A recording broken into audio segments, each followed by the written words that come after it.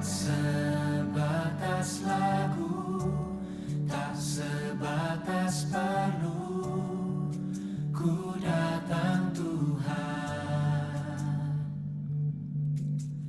Tak hanya berkat-Mu menyentuh hatimu, rinduku Tuhan.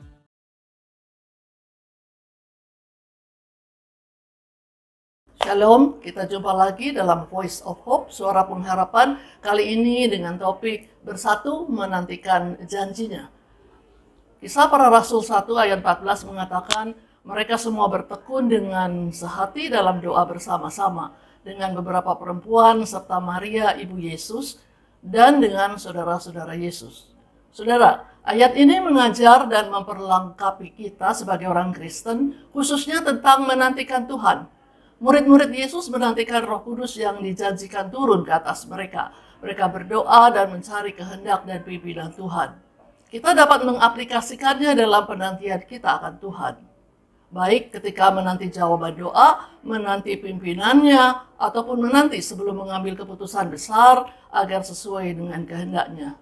Ada banyak hal yang dapat kita lakukan sementara kita menantikan Tuhan. Yang pertama, taati apa yang saudara ketahui dari Alkitab. Perlu kita sadari bahwa kehendak Tuhan bagi hidup kita pribadi tidak akan pernah bertentangan dengan kehendak universalnya seperti yang diungkapkan dalam Alkitab. Oleh karena itu sangatlah penting untuk memulai penantian dengan menaati instruksi Tuhan yang jelas dalam Alkitab sebelum mencari kehendak pribadinya di dalam hidup kita. Yang kedua, berkumpul dengan saudara seiman. Persatuan dalam tubuh Kristus sangat penting. Murid-murid Yesus memiliki hubungan yang harmonis dan fokus yang sama. Fokus mereka adalah percaya pada kebangkitan Yesus dan bersedia menantikan janjinya. Mereka berkomitmen menjadi saksi Kristus. Persatuan ini sangat penting bagi keberhasilan misi mereka. Sebagai orang Kristen saat ini, kita juga harus mengupayakan kesatuan dalam hal fokus, ketaatan, dan misi kita. Yang ketiga, berdoa. Doa bersama bagi para murid Yesus adalah suatu kebiasaan.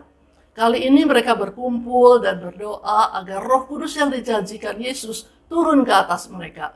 Dedikasi mereka dalam berdoa dan percaya pada rencana Tuhan adalah teladan bagi orang percaya saat ini untuk terus mencari Tuhan dan percaya kepadanya dalam setiap aspek hidup kita. Yang keempat, pelajari firman Allah. Sebagian besar kehendak Tuhan tertulis dalam Alkitab. Karena itu sangatlah penting untuk membaca dan mempelajari Alkitab guna memahami kehendak Tuhan bagi hidup kita. Dengan demikian, kita akan memperoleh hikmat dan wawasan untuk mengambil keputusan yang selaras dengan kehendak Tuhan. Yang kelima, percaya pada kedaulatan Tuhan.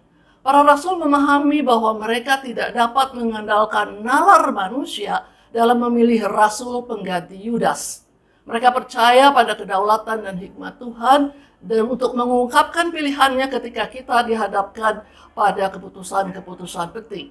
Kita harus mencari pimpinan Tuhan dan percaya pada waktu dan rencananya yang sempurna. Yang keenam, jangan mendahului Tuhan dengan kekuatanmu sendiri. Di dunia yang serba cepat, menunggu bisa terasa seperti sebuah beban. Terkadang Tuhan memaksa kita untuk menantikan Dia agar kita dapat memperbaharui kekuatan dan siap menerima apa yang Tuhan sediakan bagi kita. Jangan berlari mendahului Tuhan. Kita harus percaya pada waktunya Tuhan. Akhir kata, Yesaya 40 ayat 31 mengatakan, orang-orang yang menanti-nantikan Tuhan mendapat kekuatan baru. Mereka seumpama Raja Wali yang naik terbang dengan kekuatan sayapnya. Mereka berlari dan tidak menjadi lesu. Mereka berjalan dan tidak menjadi lelah. Amin. Tuhan Yesus memberkati. Terima kasih telah menonton podcast Voice of Hope edisi Februari dengan tema Loving One Another Deeply. Kalau kamu merasa video ini bermanfaat, yuk like dan share ke teman-temanmu. Butuh dukungan doa? Silakan chat kami di @rajawali.fm melalui Instagram dan TikTok. Mau bergabung dengan komunitas yang positif dan penuh kasih? Ayo jadi bagian dari Raja Wali Family Ministries. God bless.